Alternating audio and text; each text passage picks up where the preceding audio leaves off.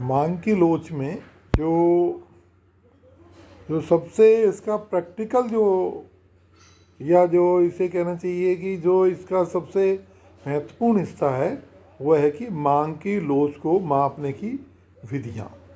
तो विधियों से मतलब है कि जो मैंने मांग की लोच को मैं दोबारा से बता देता हूँ कि हम अभी बात कर रहे हैं मांग की मूल्य लोच, यानी प्राइस इलास्टिसिटी ऑफ डिमांड। यानी कि मूल्य में जो परिवर्तन हो रहे हैं उसके रेस्पॉन्स में, उसकी वजह से मांग की मात्रा में जो परिवर्तन हो रहे हैं उसका मुख्य कारण मांग की लोच है। यानी कि मूल्य में जो परिवर्तन हो रहे हैं, जितना परिवर्तन हो रहा है उसकी तुलना में कितना परिवर्तन मात्रा में हो रहा है, तो ये जो है वो जो मांग की लोच पर डिपेंड करता है।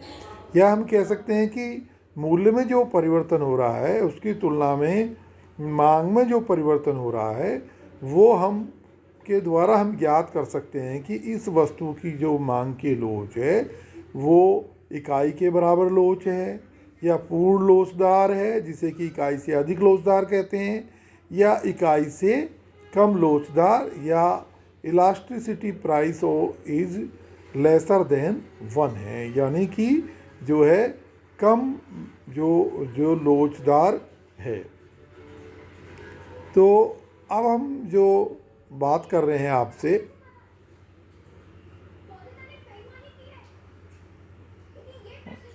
वो कर रहे हैं कि इस जो बात को नापने के लिए कि भाई ये कितनी लोच ज़्यादा है कम है, इसको नापने के लिए, इसको देखने के लिए कि भाई ये पूर्ण लोचदार है या कम लोचदार है या इकाई के बराबर है, इसको हम किस तरह से माप सकते हैं, कौन कौन सी विधियां इसके सामान्य रूप से काम में लाई जाती है। तो सबसे इम्पोर्टेंट जो विधि है इसमें वो हम ले सकते हैं जो है फ्लैक्स की प्रतिशत विधि।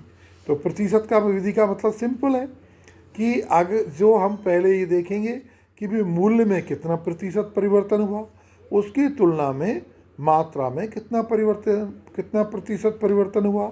जैसे कि मान लो कि मांग की वस्तु की जो मूल्य है उसमें 10% परिवर्तन हुआ, यानी कि जो मूल्य है वो 20 रुपये से बढ़कर 22 रुपये हो गए, यानी कि 10% परिवर्तन हो गया। और मात्रा में कितना परिवर्तन हुआ, जैसे कि मान लो मात्रा जो है 100 से घटकर 80 रह गई, इसका मतलब 20% परिवर्तन हुआ। ठीक, तो यानी कि मांग जो है उसकी मात्रा में तो 20% परिवर्तन हुआ और मूल्य में 10% परिवर्तन हुआ। तो यानी मूल्य की तुलना में मांग मात्रा में परिवर्तन ज़्यादा हुआ, तो ये कहलाएगी इकाई से अधिक लोच। ठीक, इसी तरह से मान लो कि मूल्य में जितना प्रतिशत परिवर्तन हुआ उतना ही मांग मात्रा के प्रतिशत में परिवर्तन हुआ, तो ये कहलाएगी इकाई के बराबर। जैसे यहीं इसी उदाहरण में हम दोबारा लें तो 20 रुपये जो है उसमें जो है मूल्य बढ़कर उसके 24 रुपये हो गए। ठीक, यानी कि 20% परिवर्तन हुआ है।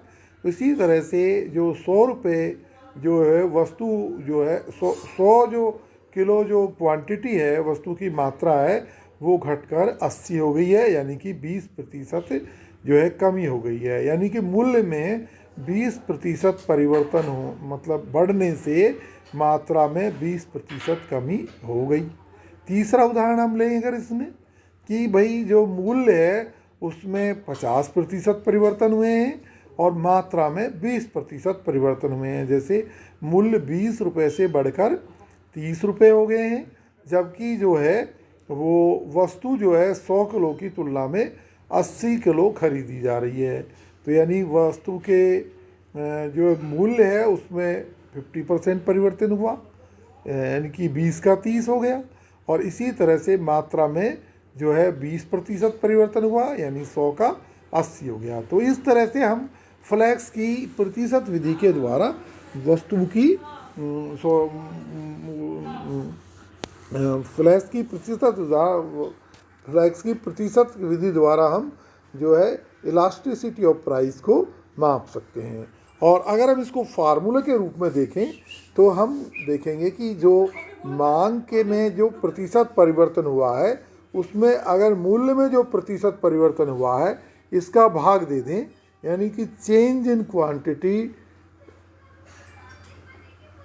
Upon quantity into 100 upon change in price upon into price into 100, और इसको अगर हम इसी तरह से आगे करते हैं तो आता है change in quantity upon change in price into price upon quantity, और इस तरह से ये हमारे पास में आता है। अगर ये 1 से कम होता है तो इसका मतलब है कि elasticity of price is lesser than 1, यानी कि मांग की जो लोच है वो कैसी है, इकाई से कम है या कम लोचदार है। अगर ये जो रिज़ल्ट है जो अभी हमने आपको बताया ये अगर 1 से ज़्यादा आता है तो elasticity of demand is greater than 1, यानी कि ये जो मांग की लोच है वो लोचदार है, अत्यधिक लोचदार है। अगर ये 1 के बराबर ही आता है, यानी इसके बराबर 1 ही आता है, बिल्कुल एग्जैक्ट 1 आता है, तो हम कहेंगे कि इलास्टिसिटी ऑफ जो प्राइस है वो इकाई के बराबर है, यानी कि वस्तु की जो मांग की लोच है वो लोचदार है। तो इस तरह से हम ये यहाँ पर हम इस तरह से निकाल लेते हैं। तो यहाँ पर